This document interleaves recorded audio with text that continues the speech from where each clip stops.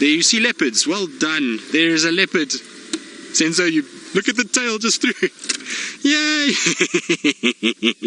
And Senzo says he can see more than one. So there is two here, in fact. That is correct. So they were where we thought they were. Now, who are you? It looks like our mating pair. Is it our mating pair? It looks like them. It does look like Kuchava and Tingana. So that's who seems to be here. Now, this is very interesting. This is not the same tracks of the leopards I saw earlier. Is that Kuchava? Yes, it is Kuchava. So it's Kuchava and Tingana, again, the mating leopards, which is fantastic news. And like I say, the tracks that I had earlier is not for these two. The tracks I had earlier is for Thandi and Tamba, I'm sure of it, but this is definitely our mating pair. How cool is this, guys, that they're on Djuma and Mobile North? So we're not even going to lose them. We're going to have them all to ourselves because everybody else is tracking lions up in the north. So Kuchava makes her debut on Djuma. This is the first time that she's been on this side of the world. So interesting though, if they go north and carry on going, wonder what's going to happen if they bump into Thandi and Tamba. Maybe they'll sniff them out for us and we'll get a quadruple leopard sighting. Can you imagine that? And the interesting part about it would be, because this is Thandi's daughter, what the reaction would be between all four of them as they went along. But how beautiful is that? That is as good as it gets. So our leopard luck carries on. I don't know really how to sort of express this. We're just getting so lucky at the moment. It really is ridiculous. We've been seriously fortunate. And you can see Kuchava's demeanor today is very different to yesterday. Look at how she's looking around. She's a lot more nervous, and that's because she knows she's way out of her territory. This is the first time she's probably ever walked on Twin Dams Road, and so she's sticking close to Tingana. She's watching us quite a bit. She's a little bit more nervous as to what's going on. So it is really quite incredible to watch her behavior and to see how she is. You see, look how she's watching me. So she's not 100% sure about who I am and why in this area there's a vehicle. So yesterday she was completely at home with the vehicles, didn't worry at all. Today a little bit more sort of circumspect and a bit more nervous as to what's going on. But this is amazing, guys. This is so cool. Chances of us finding these two just randomly like this is just absolutely incredible. And like I say, if they keep going north, who's to say they're not going to bump into the others? But I do need to radio this because obviously I can't hide the sighting from the others, so I will radio it in. Tax. Now Tax seems to be the only one that can actually hear me this morning, so I'll try to get hold of him. Not that anybody is actually answering me at this stage. Seems like they don't want to know about leopards. If any stations can copy me. No, somebody's on the radio, I just can't hear them, so that's why I can't get hold of them. Maybe at some point I will be able to. There we go. Station, just an update. I've got these Fakapart Ingwes. No, still not. The radio doesn't want to work. It seems it's going to be a tech-fueled day today, so I'll try again just now and hope for the best. But you know what's going to be a crazy? It's going to be these two leopards are going straight to where that ground hornbill kill is, and I wonder what's going to happen. Wonder if they're going to stalk those ground hornbills and try and run in, or if they're going to feast on that carcass. Can you imagine how cool that's going to be? So they are heading directly to that point. They literally are following the path that's going to bump them into those hornbills. So it's going to be really interesting to see what's going to take place when these two spot those hornbills. We're going to have a very unique situation and a crazy sighting if they do go into that area. The problem is that for me to follow them to that point is going to be quite tough.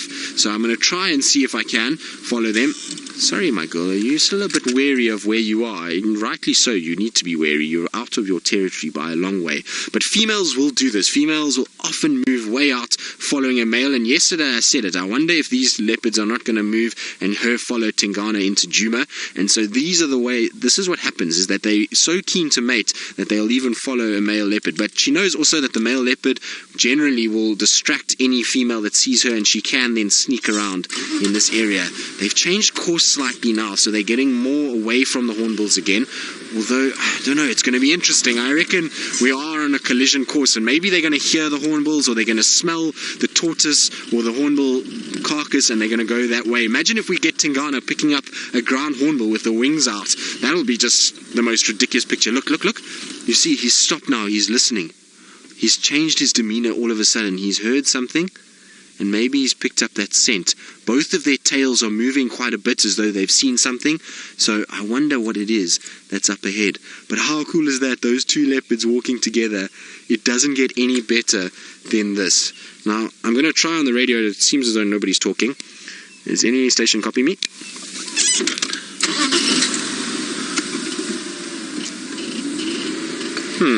Interesting. Seems like no one can hear me.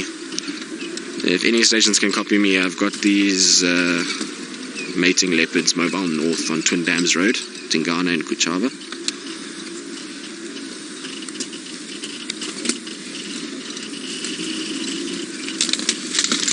Hey firm, they're just heading up towards Elephant Skull, Twin Dams Junction. You can make your way. Please just control the lineup as well. We're going to be live. So there we go. We've at least let those. That's crazy. The guy that I just spoke to on the radio tells me that there's a honey badger in front of his vehicle on Gallagher Shortcut. As he speaks, he said it just popped up on the road and is running in front of him, which is pretty crazy. So our leopards, you can see, are stopping, listening. The breeze that is blowing is actually blowing in the right direction for them to smell this tortoise, because it's blowing from slightly northeast towards the southwest, which is where they are. So it's going to be interesting to see if they pick it up. He's definitely smelling and picking up some sort of sign of something. Their tails are very expressive, and he keeps kind of wagging his tail a little bit and as though he's spotted something. They're walking quite circumspectly. They're looking. You can see she's marching on and off the road. So interesting behavior at this stage. Now, what amazes me is this morning, and why I laugh about this is because I called in leopard tracks. Nobody was interested in my leopard tracks or coming to help me, but now I hear that there's about 12 people that want to come see these leopards, which is just goes to show you sometimes people are like that. They don't really know what they want to do, and it can be a bit frustrating, but we're going to carry on following them anyway. If they weren't interested in helping tracking, then, well, we're going to just enjoy our leopards for ourselves. Please don't go that way, Kuchava, because if they go in that way, that's the way I had to follow Tundi the other day. It was a delightful experience. Poor Wendy, I think, is still surviving. We know that our earpieces didn't survive that thicket that we went into, so let's hope Tingana drags her just along the road as we go up and in towards Twin Dams, because I know his route generally is Twin Dams, and I wonder how far he's going to march her into Djuma, because he's taking her deep now, and it's going to be very interesting to see how she reacts. Look, he's smelling. He's definitely picked up the scent of those ground hornbills. You see, he's going straight in that direction now. I wonder if he's now picked up, and as he comes over the hill, he's going to have the surprise on those hornbills. They're not going to know he's coming, because he's going to have the height advantage, as well as him being so stealthy. He's going to be able to get up there and not have any sort of issue to be able to stalk them. And there goes Kuchava. She's wondering what's going on, and also crossing over, and she's going to pick up Tundi's scent shortly, because Tundi was all over that area 2 nights ago. I wonder if she'll recognize it as her mother. It might be quite interesting. I know that they have been seen together once or twice, and they've chased one another, so I would imagine that would be the same situation again, but they are striding straight towards, you can see Tingana's going straight towards where that ground hornbill carcass is. So I'm going to try just get into a position where I can see them but not disturb them too much, because I don't want the ground hornbills to run.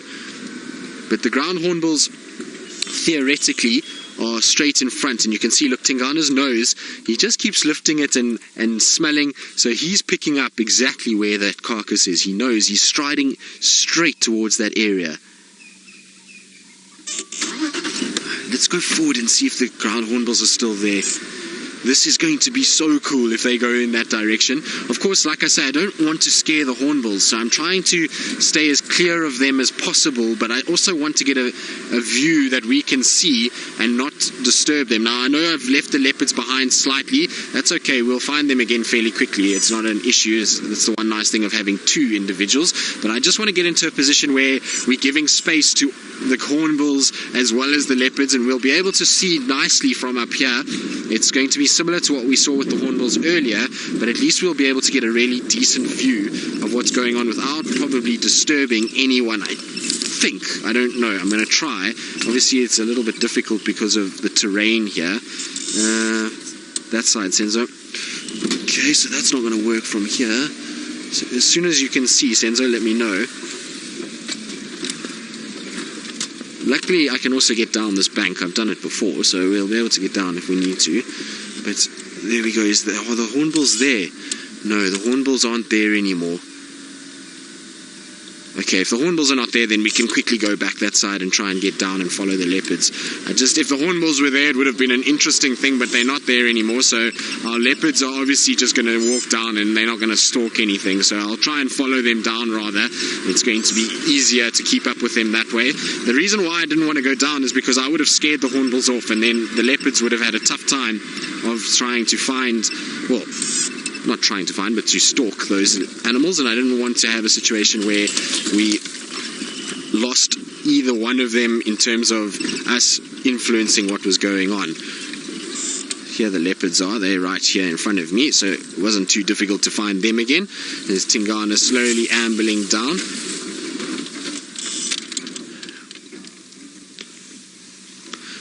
Tingana, hello boy, what you doing? He looks as though he's looking down into the riverbed. Maybe the hornbills are still here.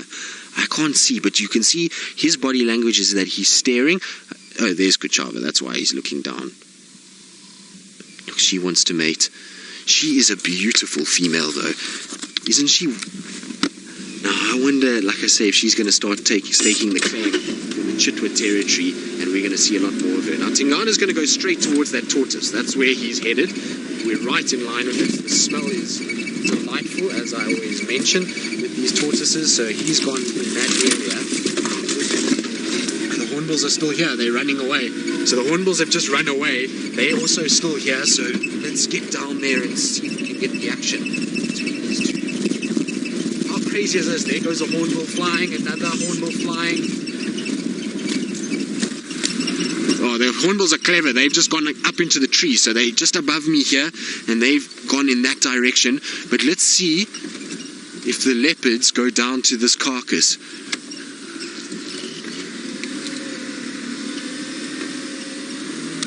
Interesting, though, the tortoise is gone. So the tortoise is here in the road and has been picked at by these hornbills. The hornbills have fed off the tortoise, cleaned that up quite quickly, and now where have our leopards gone? They were here. Tingana was coming straight down. Can you see them, Senzo?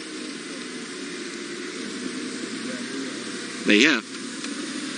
So they've just gone straight past it. They haven't fed on it like I thought they might. They're trying to actually mate instead at the murder scene.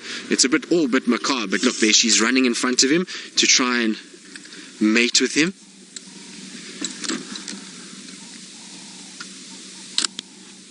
But he's not interested too much. Tingy, what's wrong? Have you had a long night of mating instead? Sorry, Senzo, I'm getting in the way a little bit. But I'm surprised they didn't go after the carcass at all. I thought they would have come down and maybe picked it up and just looked, but it seems as though he's not interested. I was hoping he was going to pick it up and we could get that shot of him with the ground hornbill in his mouth. How cool would that have been if we had seen that? That would have been absolutely amazing. But he's still there. I'm just trying to think where I'm going to go.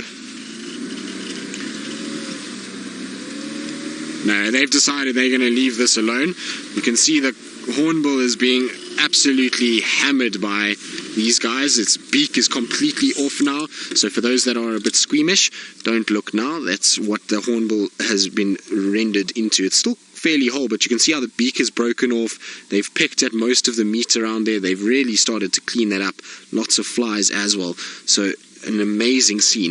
Now, Senzo, I'm going to try and just keep up with our leopards, because as much as the ground hornbill is interesting, we did get a good view of it yesterday, and our leopards are moving, and this area is an area I can lose them very quickly, but they're mobile north, right towards where I have those tracks. They're going to pick up those tracks fairly shortly, because her tracks came from this direction, so soon they're going to pick up that scent and we're going to have them moving in this area. But how cool is this? Look, they're at eye level with us, or in fact above eye level, striding away on the bank. It's quite a weird angle to see a leopard. It's different to normal. It's something odd about being lower than them. That makes them far more impressive and bigger.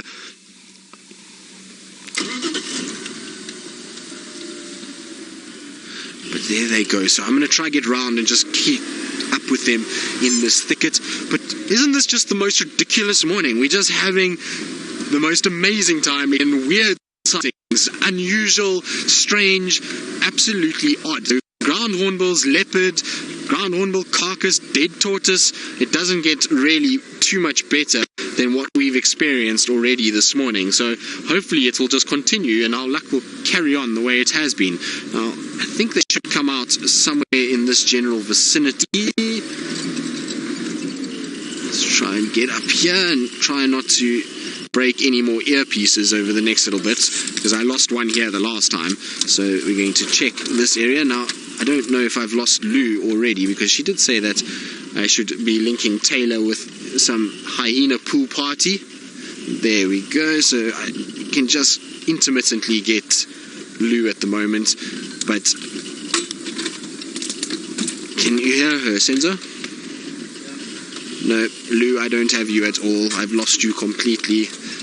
I'm trying to fiddle with my earpiece, because the earpiece is what is the problem, and the connection at least. So I'm trying to fiddle to get Lou back so I can hear a count, because otherwise it's a bit of a mess. There we go, Lou, I've got you again. So that's at least, hopefully he's going to stay. There we go. Alright, so leopards are moving a little bit off course now. They're not going quite where I wanted them to go. I was hoping they were going to keep in the Mulawati and carry on. But while I keep up with them, let's go across to Taylor McCurdy, who has hyenas apparently having a pool party. Well, our cats here, who don't really like company, are full of company at the moment, and Kuchava just ran all of a sudden. She went down the bank and shooting off into the Mulawati. She's now stopped, but look at how her posture is. She's watching what's going on very carefully. I don't know if she's seen either something to hunt, or maybe she spotted another leopard. They did just mate, so there was a lot of noise that was made, and maybe if Tundi is around, she heard that and she thought, well, I'm going to come and see what's going on. So I don't know what's going on exactly, but you can see Kuchava's now running straight back towards where Tingana is. Tingana's lying in the shade just on my right hand side here, but she saw something for sure. I don't know what it was, but there was something, and you can see, look, she's quite hyped up now. She's striding and she's a little bit more kind of joggy and heading straight towards where Tingana is. So I wonder if maybe there's not another leopard here that could potentially be in this area. Interesting if there is. Now I've got to try and get to where they are, because I'm sure she's going to try and initiate mating again. So hold on tight, everybody. This is going to be a rough, bumpy ride. So we're going to try get into a situation where we can at least see some semblance of her. You see, look, she's rubbing up on him, so I'm sure they're going to mate again. It's not going to be the best view, but you don't have a... So she's trying her luck. She's trying to push up against him and trying to mate a little bit. Now I'm going to try go forward for Senzo just a little bit. There we go, Senzo. Is that better? I know it's not great, but it's just there's a bush there and I can't go any further to my right. But she's watching. I'm sure there's another leopard here somewhere. The way that her demeanor has changed. She's become a lot more serious and is looking around. You can see she's presenting herself. So they will mate again now. I'm pretty sure of it.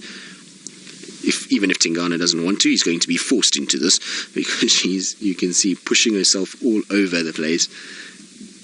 And there we go. Eventually it works. It always works.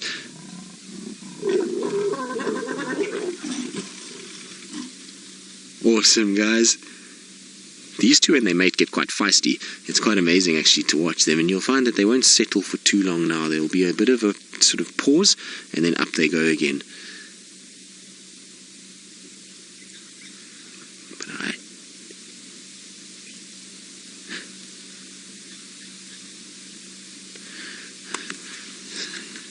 Smithy, you're asking if I'm sure I don't have Ali's magic lucky beans with me because of how much luck we've had over the last little bit. I don't. Like I say, it's one of those purple patches that we're going through. Also, just remember that it's just me out here at the moment, so I'm not sharing any of the area with any of the other presenters, and so when there's two of us, it makes the sightings have spread out a lot more than what we have now. So I'm just getting fortunate in that I'm able to, spend time with most of the sightings that we have.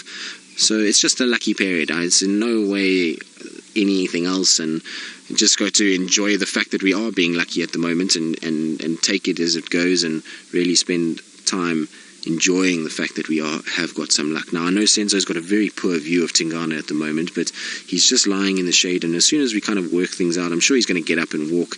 Kuchava's disappeared. I can't see her now. She went down in towards a thicket, so as soon as he moves, then we'll be able to kind of get a better view of him. But you can see he's just behind that worry bush at the moment.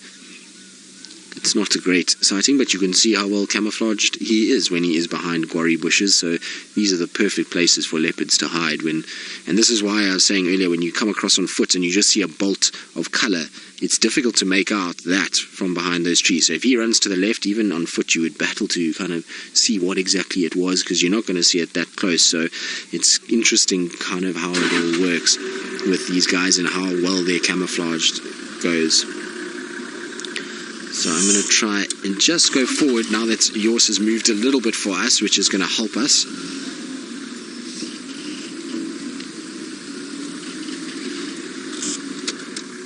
So Frank, I'm sorry, Lou, you broke up a little bit. I just heard how long they'll stay in the area for, but I would imagine it's about mating. So in terms of mating, 2 to 3 days generally.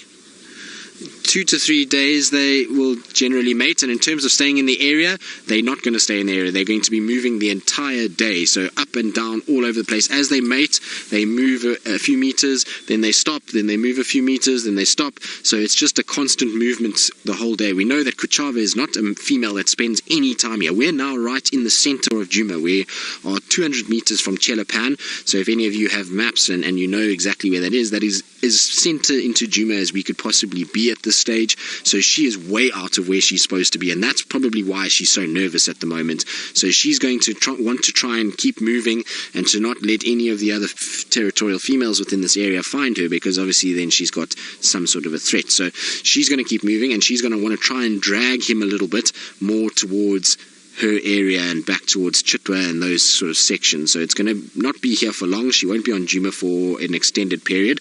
The thing is, though, is she's now seen Djuma, and she's going to have seen, hang on a second, there's an area here that's got beautiful territory, it's got the Mulawati, it's got great den sites, and that might mean that she will want to push into this area to try and take over, and that's going to be an interesting process. So even though she's being dragged here and out of her territory, in a way it's also showing her how there is a sort of section in this area, and the good thing about that is that she's a young female. She's not a female that's very old, and as much as Thandi and Shadow probably will be with us for a few years still to come, once they pass on, because they will eventually, then it means that a younger female has now seen this area and will maybe want to push into this section, and we then get a young female back in our particular traverse, which is what we want. We want younger females around, because younger females mean that we'll have many years with them, and their cubs generally then will be born on Djuma, and we'll see a lot more leopard in this particular area.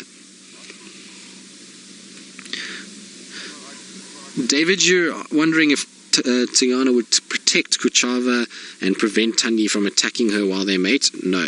So Tingana is not going to get involved with the ladies. He's going to leave the ladies to settle their own disputes and sort themselves out. And what he'll do is that he'll just kind of probably be quite aggressive towards both of them. And you'll find that either Kuchava is going to run and get out of here, or two of them, Kuchava is going to stand her ground and they're going to move off, and Thandi is just going to leave it and let it carry on, or she's going to try and chase Kuchava out, and they then separate, and Thandi will end up with Tingana. And what you might find sometimes is that Thandi might just present herself as in a false estrus, just to try and get rid of Kuchava and then mate with Tingana. But I've also seen where two females mated with the same male, which was really quite weird at the same time. So they would actually just lie on either side of each other, and it was Kruger. So Kruger and Salahesh mated with Tingana, and they both lay on either side of him. He lay in between, and he mated with both females repeatedly over a course of 2 days, and the two females followed him.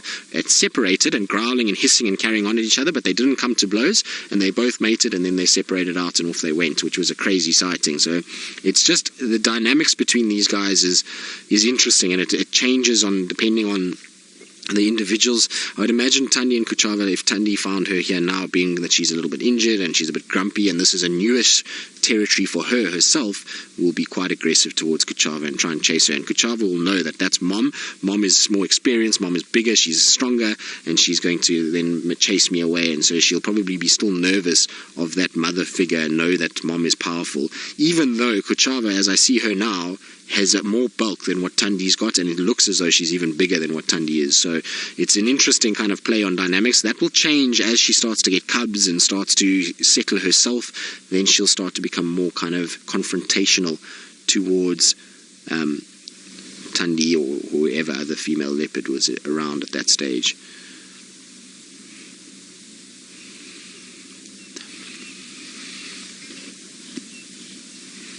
Heather, they won't stay together after mating. You'll find they'll separate. In fact, in the next couple of days, they're going to separate.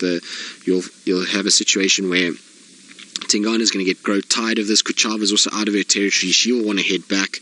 So we'll end up with a situation that they are going to split fairly soon. So it's a good thing, and hopefully we'll find a situation where it will be an amicable split in terms of Kuchava not bumping into Tandi and she heads back towards Chitwa, and hopefully it's a successful mating that she falls pregnant and we see them then on Chitwa again. But she's coming back to Tingana, so I'm sure we're going to have a situation where they're going to mate again.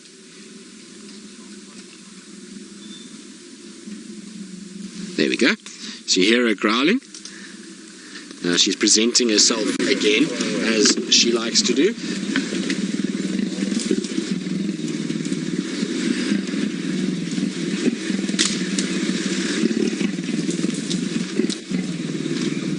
So you see how she kind of pushes her.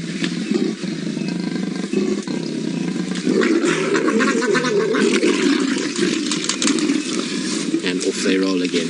Tingana lying down. He's seen another vehicle coming in, that's why he's a little bit jumpy, and she's just watching what's going on. But very cool to see. We're being spoilt by what's going on, and you see she took her cue from him. He, I think, wants to lie down. I think he's tired, he's hot, and he wants to find some shade, and so he's happy to lie right here, whereas I think Kuchava wants to just mate, and that's going to frustrate Tingana. He's going to have to keep moving and finding little pockets of shade to lie down. There you go. You see he's going to walk, and she'll follow. As soon as he walks, she's going to follow. There we go. It's not going to let him out of her sight just yet. She wants to maximize this opportunity, this short period that she's in estrus. She wants to maximize it. Rebecca, a male, well, how do we put this? He is a bit of another story. He will mate as much as he possibly can with as many females as possible. So he does not mind at all how many females it is. He will try and go after as many females as is absolutely possible. So whether it be 21, doesn't matter. He will get as many females in his territory as he can, because that's going to mean that he is going to be a successful individual, and he's going to produce more cubs, and he's going to spread his genes further over the area. So he definitely is going to try and mate with as many females. Tingana, I'll just give you a list of the females that this man has mated with since I've known him. He's mated with Moya, he's mated with Insele, he's mated with Kwatile, he's mated with Salesh, Shadow, Tandi, Kuchava, Inkanyeni, Shaluva before he ate her. Who else am I missing? I'm just trying to think of the younger females that were around back in the day as well. That's it as far as I can think of. Yes, those are just them. So 9 different females that he's mated with in his life, and repeatedly. I might have missed 1 or 2, maybe I have, but those are at least 9 of them, which is a lot of female leopards to have mated with and to have produced offspring with. Now, the number of cubs that he's produced is anyone's guess, because like I say, we don't really know the paternity of a lot of these leopards. We're in a situation where a lot of the paternal sort of traits, while there's visible signs of them, it's not always the case that that is the father. So we and they have different fathers in cub litters, so difficult to know how many cubs he's produced, but he will mate with as many females as possible, and every time there's a new female that comes into heat, he will try and go after them. Right, we're going to sit here and enjoy this because it's just the most magical sighting. And while we do that, let's go across to Jamie, bumbling about the Mara. Well, yes, Taylor, we are with your favorite leopard, and she's coming of age. She's no longer an innocent teenager. She's now becoming a adult female by the fact that she is mating, and it's such a nice size comparison between the two. Look at the size difference of Tingana's head in relation to Kuchava. You can see he's much bigger in terms of his size. Now, I believe earlier I was listing all these females that Tingana has mated with, and I somehow must have missed Karula's name. I don't know how I've done that. I do apologize about that very, very much. I was thinking of all the leopards that are alive at the moment and that we're still seeing, and I was just trying to think of other leopards that potentially he could have mated with, and I must have just missed Karula. So I do apologize. That, of course, Karula was his queen, so he did mate with her probably more than most of the other females, except maybe Saleh. She mated a lot with her too. So those were probably his two females he spent the most time with. But we know, like I say, that he's done all the rest. And I'm just trying to think of other females that he could have potentially mated with. He wouldn't have mated with Ingrid Dam or Ingrid Dam's cub, as far as I know. He might have mated with Ingrid Dam in the beginning. It's possible. There was also, I'm just trying to think of the other females that we saw around. Kwatile, we did mention. Ostrich Koppies, I'm just trying to think if she did mate with ostrich. I mean, if he did mate with ostrich Koppies back in the day. Mvula used to cover her more than anybody else, but maybe he's got in there at one point. Who else would we have seen? He was before in Tima, he didn't mate with her. Sure, I can't think of any of the others now. I'm just trying to think of all the females that we came past. Inkanyeni definitely he would have mated with. Just trying to think of the other females in Buffels Hook. He wouldn't have mated with Sakani or Inchila or Tiani. None of those. So those are all too young still to mate and will come into age at some point. I think that's about it. I think that's pretty much all of them that I can think of. I might have missed one or two. It happens. My brain is a bit civvy-like at some days. So it's still, either way you look at it, a number of different females that he's mated with. I mean, it's a lot of lineages that he's contributed towards, if you think about it. So it's been a busy boy, Tingana, over his life, and he's really held an incredible territory. And it just goes to show that how dense the leopard territories are here. If you, as a male leopard, have mated with 10 or 11 or 12 different females in your short span as a dominant male, it really is a dense area. It's in a crazy sort of density that we've got.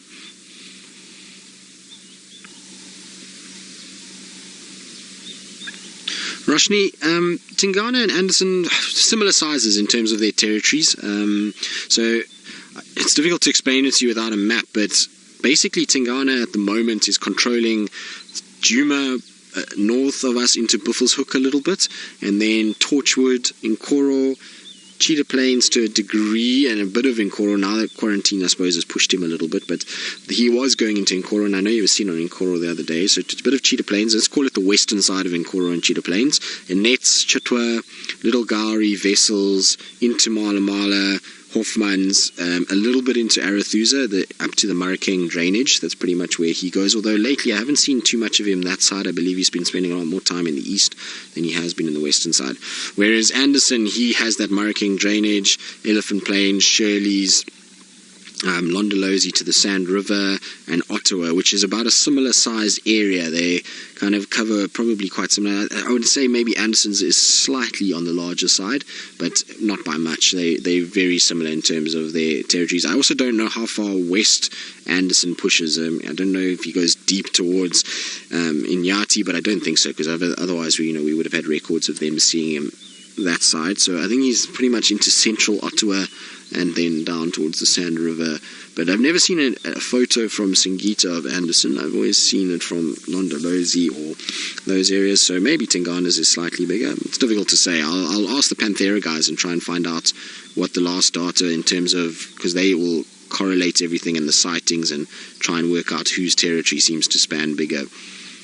But Tingana, make no mistake, has got a big territory. He's got probably one of the biggest territories of the male leopards in the Sabi Sands, and so does Anderson. They both control really big areas, and it's because they're big boys. Everyone who thinks Tingana is not big needs to think again. He is a large unit. He has massive shoulders, big, thick neck, and he is impressive, to say the least. It's just that Anderson is that much more impressive and has a much sort of scarier look about him than what Tingana does. Tingana seems to have that more kind of a little bit sleepy look, whereas Anderson almost as though he's got fire in his eyes all the time and is death staring everything he looks at. So maybe part of the reason why Anderson just appears so much more kind of, I don't know, maybe hardcore is a good way to describe it than what Tingana does, but they are not that dissimilar in size. I promise you that Anderson is only slightly taller than Tingana, but is a little bit more wider than what Tingana is, but he doesn't have the neck that Tingana's got. Tingana's got this massive dewlap that Anderson has yet to develop. It will come as he gets older. Remember, Anderson is now 9 years old, so he's still got a few years until his dewlap starts to really develop, and he will be quite amazing to see him when he reaches sort of 11, 12 and see just how big that dewlap is, because Tingana's is just getting bigger by the day. It's almost difficult now to see if he's even got a chin. It's kind of just this one solid mass.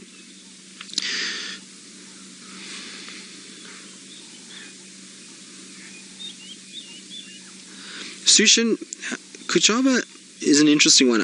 She, I suppose, doesn't have her own territory that's very well defined just yet. We just know that she spends a lot of time on cheetah plains and nets, a little bit into Nkoro and a little bit into Chitwa. So that's kind of her small little territory that she's forged for herself recently.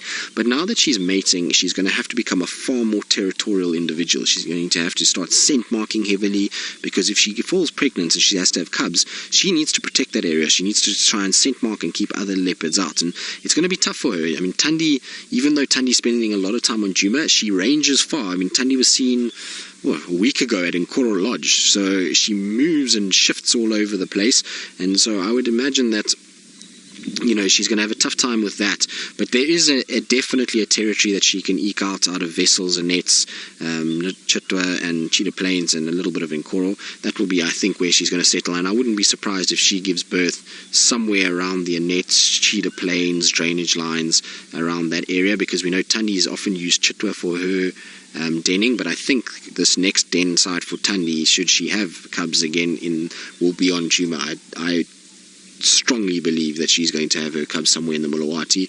I think that just the amount of time that she's spending in this Mulawati, she's seen lots of different places, and much like Karula used to use these drainages on Djuma, I'm pretty sure Tandi's going to use the same thing, and Kuchava maybe then will get the Chitwa and Nets, Cheetah Plains den sites to use for herself. Remember, Tandi, when she had her second litter, and Kuchava was on Cheetah Plains. Her first litter was at Nkoro, and then she shifted, and this last litter she's had now was at Chitwa. So you can see how Tandi's movement has been slowly westwards, back in towards her mother's territory and back towards her natal territory when she grew up, which is quite interesting. And I wonder if Kuchava is going to shift a similar way. But she grew up around Cheetah Plains and Chitwa, so that will feel like home for her, and I reckon that's where she's going to want to try and set up. And the fact that she hasn't been pushed out yet means that she probably has set up somewhat of a territory. It's tiny, but it will be a start for her. And this is what happens with young females, as their territory starts off very small, like young males, and in time it will grow and grow and grow until it becomes nice big territory that they're able to utilize. But it looks like they've started to settle for the day, which is really fantastic news. We've come right into the center of Djuma, and so we should be spoilt with another afternoon of these guys mating, which is fantastic, because the more time we can spend with them, the better. And I know a lot of you have not seen much of Kuchava, so this is such a treat that we've had 2 drives of these 2 together, and looks like we'll have a third one this afternoon as we watch them move around Djuma. Now, I'm going to stay here, like I say, to watch if they mate again, but let's go back to Taylor and see if she's negotiated her bumpy, muddy road. Well, we hope so, Jamie. It'll be nice if Kuchava ends up being a mom soon. It'll be very good to have lots of little cubs around. And I think we're going to have exactly what we had last year, should I say, not last time, last year, is when we had a number of females all with cubs at the same time. So I remember at one stage there was Salahesh that had Tiani, we had Shadow with new cubs, we had Karula with her new cubs, we had Tandi with Tamba, and so there was a number of females that were all at the same period having cubs. And so hopefully this will be the same thing again, is that we're going to end up with a situation where Kuchava is having Inkanyeni, Tandi, and who else? Shadow will still be having cubs for a while. She's going to be a little bit of time still. But at least those females, and then there should be Ingrid Dam young female and Tiani should be starting to come into their first estrus cycles fairly shortly too. So it could be an explosion of females with cubs soon, which would be really nice. It will be good to see a lot of little ones running around. There's nothing better than little fluffy leopard cubs jumping around and playing around, and hopefully whichever females have, they will have a multiple litter, so not just the one by themselves. It'll be always nice when you get 2 or 3 together, because if you remember with Shongile and Hosanna, they play a lot and they tend to have a lot of good fun, whereas when it's just the one cub by itself, it's a lot harder for those cubs. They have to entertain themselves, and generally they have a very different demeanor than what cubs that have siblings are like.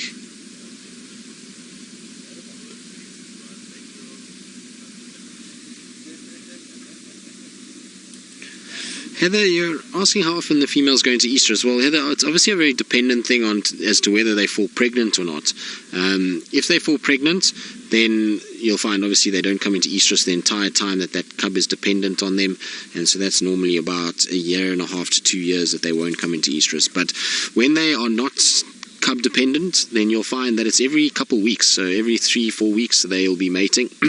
I remember watching Salehesh mating, I don't even know how many times in the short space of time. I think it was about 3 months, and she must have mated about 5 or 6 times. And she mated with Tingana, she mated with Anderson, so she was a busy girl for that period. And it does happen like that. So it's about every 3 weeks that they'll come into an estrus if it doesn't take. So it's a quick turnaround between mating sessions. Also, it's difficult because sometimes they'll come into a false estrus, so they might even be pregnant, but they come across a male that's different to the one they mated with the first time, and they'll actually mate with him just to try and protect those cubs. So they're not actually in an estrus cycle, but they do it just so that if they are pregnant or they feel like they're going to be pregnant, that they're just protecting that area. So it does happen quite often. And Tandi mating with Tingana recently would have been a false estrus as well. Pretty sure she wasn't actually in heat at all. She's still got a dependent cub in the form of Tamba, and so I don't think she was mating out of proper sort of estrus cycles. It was more just to defend herself within this area. But Kuchava, they did mate again just now, so she's the one that kind of keeps initiating it. Tingana, as you can see, is completely out cold, but every now and then you'll find Kuchava gets up and goes towards her, and she was sleeping flat and then just woke up, started talking, and then went up to him and they mated, and then she went down again. So I'm sure they will do it at some point. It's just the frequency of the mating, now that it's going to get warmer, is going to slow down a bit. In the early morning and late afternoon it's quite frequent, but now in the morning that it starts to get hot, you're going to find that they're going to slow down a bit. And the good news is that they are quite sleepy, so while they might not be exactly where we leave them now this afternoon, I don't think they're going to roam far. I think they'll stay fairly close to where we are now, and we know Tingana from here generally likes to move up towards the dam, so it might be worth just checking the dam cam in the afternoon or even this evening and see if maybe they head up that way. The only thing is they've kind of gone a little bit further east away from the Mulawati, so maybe he's going to take her towards Torchwood more than he's going to take her northwards towards Gari Dam. But we'll see. We'll see how it plays out. I just think that this afternoon we will find them somewhere close here. It's going to be another hot day. Apparently it's going to be hot and windy today. There's a big fire warning out for the rest of the sunny part of the day, and so I don't think they're going to go far. I think they're going to just stay somewhere in the shade areas and just utilize that, and they'll mate every now and then, but the frequency is going to be much less than what we saw this morning, where they were mating quite regularly. But they look quite tired now, don't they?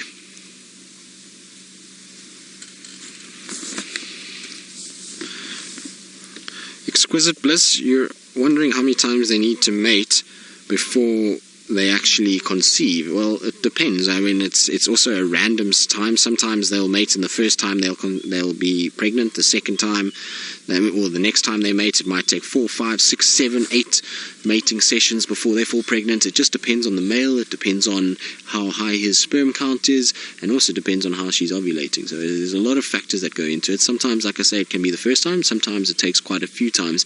I remember seeing some of these leopards mating with the same individual male for 6 months before they actually fell pregnant. We know Salesh, towards the end, before she passed away, she had mated for about a 6-month period and still hadn't fallen pregnant yet. So it depends on the way that things go, and it depends on the male and the sperm count, and like I say, how she's ovulating and her body condition, that will determine how quickly they fall pregnant. But what I want to show you is I took a photo of it because they were lying in a very cute way just now, and unfortunately they moved. But it was the proverbial romantic holding hands moment. So Senzo, I'm going to try and put it there, if you can try and show that for me. So they were, I just don't want the screen to go off because it does, but there you can see there were two little tails that were tucked up together, so that's how they were lying at one stage, little tails moving and just cuddling up together. And that's, like I say, I wonder if it's like the proverbial holding hands in the leopard world, but how cute is that, with the two little tails wrapped around. So that was just now when we were off air. They were lying like that just after mating, and then Kuchava got up and she came and lay where she is now. So it was very cool to see. It's not something that I've seen very often, particularly not with a adult male and female. Sometimes see it with mom and cubs where that kind of tangle of tails happens, but in a female and male, and after mating, you generally find they try and separate a little bit, but it seems as though they wanted to just have a little tail cuddle, and it was a very successful one until Kuchava decided, I've had enough and I'm going to go and lie over here. But it's all very sedate now, isn't it? It's gone from chaotic ground hornbills on a kill to Tingana and Kuchava moving towards that area, and then it was Kuchava dashing down to the Mulawati, and now it's all just started to slow down a little bit. But Tingana's popped his head up for some reason. He must have heard something. What did you hear? There's a bit of a breeze, so maybe a rustling of grass or bushes has caused him just to wake up a little bit. Kuchava's still down, so I don't think it's anything to worry about or anything too serious. But wouldn't it be insane if Tundi and Tumba arrive here? That would just throw a cat amongst the pigeons, and it would really be quite something to see the interaction with all four of them together. It's not beyond the realm of possibility after the last few weeks. We've had just the most insane stuff, so who knows? Maybe this afternoon we arrive here and Tundi and Tumba also here, which would be quite cool. It's not far from where we were earlier. Like I say, tracking maybe 300 meters to our north. So if they are around, they will definitely be hearing the noise that these two are making when mating. And so I wouldn't be surprised if one of the two of them shows up on the scene at some point during the day or into the evening. So hopefully this afternoon it will be an exciting time out here. I don't think they're going to come now, but you never, ever, ever, ever know what's going to happen and when it's going to happen. But what I want to show you is also just look at the size of Tingana's paws in the background in comparison to Kuchava's paws. So you can see why males have such big ones. So there's the back legs, which are those more oval shaped paws. But if we go to the front ones, just look at how big those are. They are absolutely massive. They're probably almost the size of my hand in terms of the actual paw size. Obviously the track that they leave behind is not quite the same, because you can see a lot of fur around those paws and a bit of muscle, and the claws obviously have to be sheathed somewhere. But in comparison to Kuchava's, who are a little bit more dainty, see a little bit more sort of oval, they're not as bulky and round as what we see with Tingana. So slightly smaller paw, but she's a big girl. She's not by any stretch of the imagination tiny, and like I say, I think she's actually, I would love to see her and Tundi together, because I think she actually might edge Tundi in terms of size. I think she might actually be a bit taller and a bit bulkier than what Tundi is, especially at the moment with Tundi's little injury. She's going to be not as fit and healthy as what she should be, and obviously Kuchava is in her formative years, whereas Tundi's starting to march on and gets a little bit older. So for those of you who don't know, Tundi's already approaching 11 and a half now. I think it's about 11 and a half or 11. She's almost 11 now. So that's getting older. Remember that Saleh and Kruger both disappeared at 12 years old. So 11 is slowly but surely heading that way. Now the other piece of juicy little news that I've gotten this morning while I've been out on my drive is that Mvula apparently is squaring off with another male leopard on Simbambili. They don't know who the male leopard is, and I have a funny feeling it might be our mystery friend from Buffelshoek that are squaring up on that side, and apparently it's not too far from our boundary, so they might come back over towards us. But no injuries or damage to either one of them at the moment. It's just they are kind of watching each other, growling and carrying on. It's another vehicle that's coming in. That's why they both sat up to listen, and it might instigate a mating. We'll see what Kuchava does. And sometimes when vehicles do come in, there's a branch that breaks, and the leopards kind of get a little bit sort of wary as to what's happening in case it's an elephant or something like that, and they'll go back to sleep. Once they realize it's a car, you'll find that Tingana will flop back down. He's not going to be too concerned about a vehicle. Seen them many times in his life. It's crazy. I remember the first few times we started seeing Tingana, we used to see him at Elephant Plains airstrip, and you could not view him for the life of you during the day. It was just impossible. All you would get was this tail running away, and even at night he wasn't the most relaxed individual. I remember the first time I saw him was on Elephant Plains airstrip, and he was crouching in the grass, ears flat, eyes just peeping over the grass, and did not want anything to do with us. And it was only because we saw him from about 100 meters. There we go. So they are going to mate again, which is going to be very cool. See how she kind of presents herself and how they move together.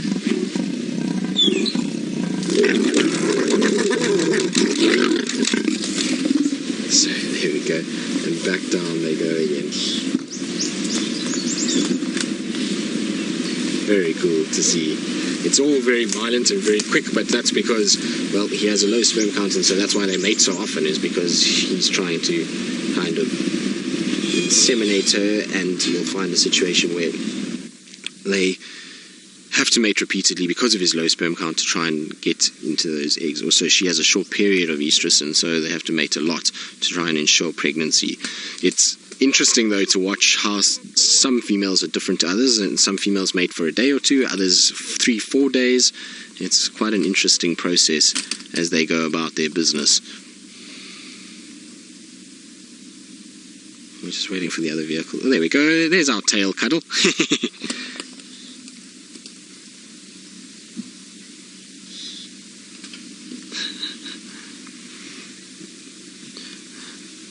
Jacqueline, you want to know if the male finishes every time they mate, or does the female stop him before they're done at some points?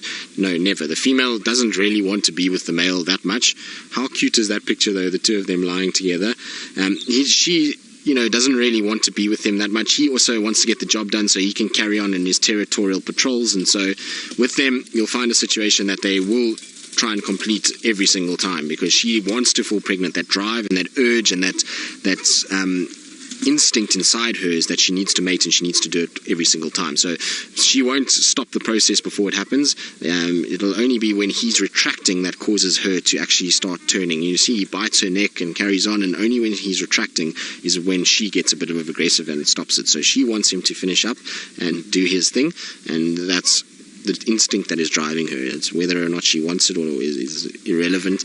It's nature's way of doing things, and so that's how it works, is that she just will have to wait until he's done, and then that explosive kind of growling and hissing and clawing happens afterwards.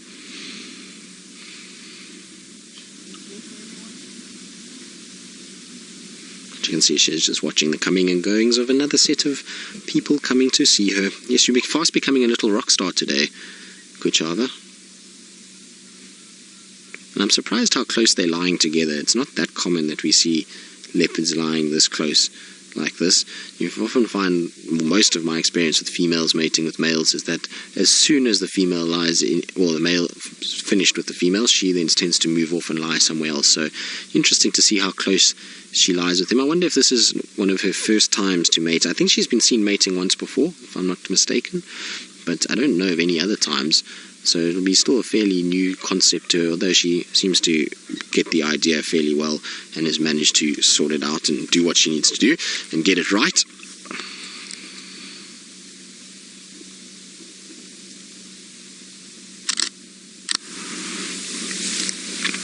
It's quite cool to see the two heads sort of facing opposite directions. It's a cool picture, that, with all of them together.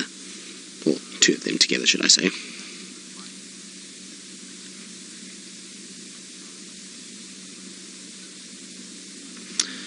Now, we have lots of romance in the air, lots of activity up and down, and hearts are definitely racing as Kuchava approaches Tingana and they mate. But I believe Jamie is struggling a little bit to even find anything with a heartbeat in the Mara.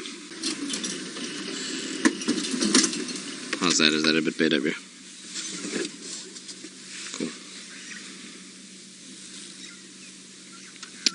There we go. So I probably have lost comms again, but now I've just heard it. Thank you, Lou. Sorry about that.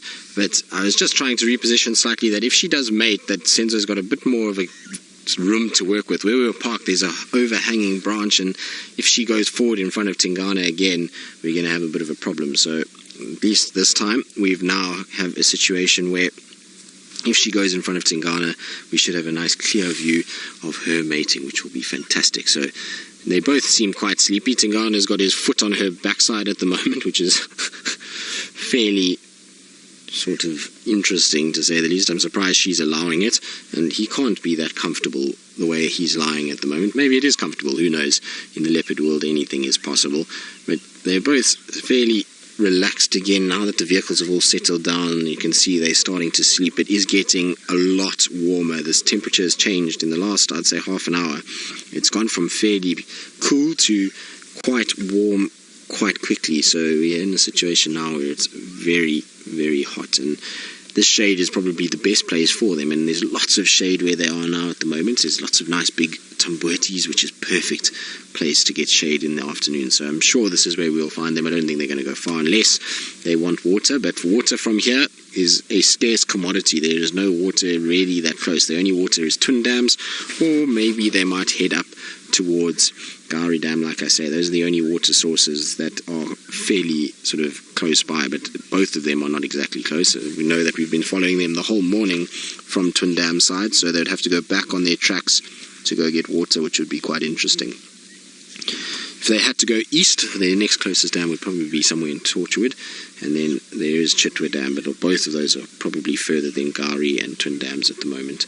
Oh, she's gone back to sleep and just tucked her head in, so I think it's going to be sleep time for our leopards, although they're saying this and then they keep waking up and starting to mate again, so it's a really weird situation that they kind of stop and then up again.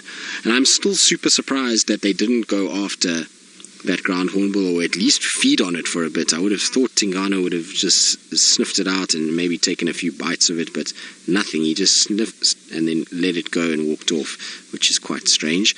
You know, they do eat birds quite regularly, particularly when they're younger, so I'm sure ground hornbill must taste similar to another bird. I don't know, maybe not.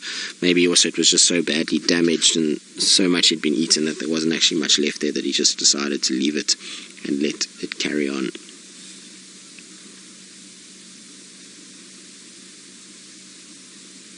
But it is a very serene scene now all of a sudden. Other than when they mate, it's quite peaceful just sitting here watching them, a little breeze blowing, listening to all the birds of the Mulawati, which there are plenty that are flying around the Mulawati. We heard lots of drongos, there's been some bush shrikes calling, chin-spot battises, so there's been lots of little sounds coming from that. So we had a golden oriole, a black-headed oriole earlier calling as well. So lots of different birds all around us, and it's just nice to sit here and watch two of the most beautiful cats we have in the world. They enjoy their romantic side of things, and while the birds chirp and everybody else just carries on with their day. Big event for the leopards, but everybody else can't be bothered with them and really probably doesn't worry too much at all. You can see she's a lot more kind of wary though as to what's going on. She opens her eyes quite often, any sort of breeze, and that's, like we were saying the whole morning, is because she's out of her territory, she's going to be a lot more nervous as to what's going on. She's not going to want to attract too much attention to herself, and so better to check and make sure you don't get caught unawares, and she will definitely be looking around, and any noise that happens she's going to check and double check and make sure that they are not intruders coming towards her. Be interesting to see where they go from here though. I'm quite interested to see what the pattern is this evening as to whether they forge deeper into Djuma. We remember when Tingana mated with Tundi, he took her all the way basically to Arathusa, so that was a long way away as well, and right up towards the gate side. So interesting to see where he drags Kuchava over the next 24 hours. They've come quite a long way since last night. Remember, they've come out of Chitwa Dam and then all the way up to this side, and who knows what the route was to get to where they got to. They must have gone through Little Gowrie, and I wonder if they came across Hosana on the way, because Hosana, like I said, was on Little Gowrie, not too far from where we left these two yesterday, so it'll be interesting to see if he maybe saw them. We know that he sometimes follows around other leopards, so I wonder if he maybe followed them for a bit last night, and wouldn't be surprised we go to Twin Dams this afternoon and Hosana is lying somewhere there after following the scent of these two up this way, although he probably doesn't recognize the scent for Kuchava. It's probably a leopard he hasn't spent too much time with.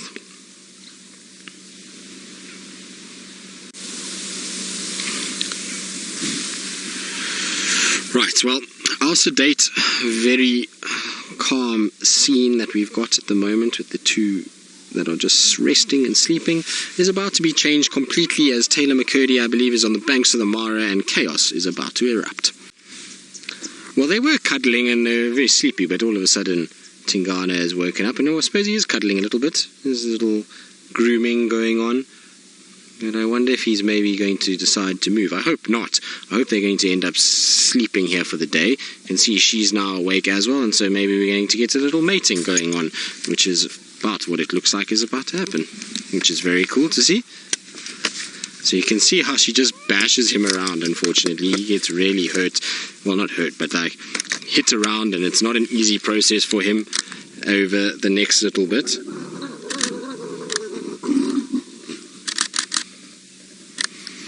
So it's amazing. Every time you guys come to us, we end up with mating. They've been absolutely fast asleep, and we've had mating every time we've pretty much gone live, which is really cool.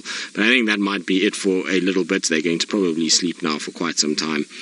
So I think on that note, it's a very successful way to leave our sighting and let them carry on with their morning, because it's been a wonderful morning spent with these two individuals. You can see she's just rubbing the back of her neck. Maybe it's a little sore.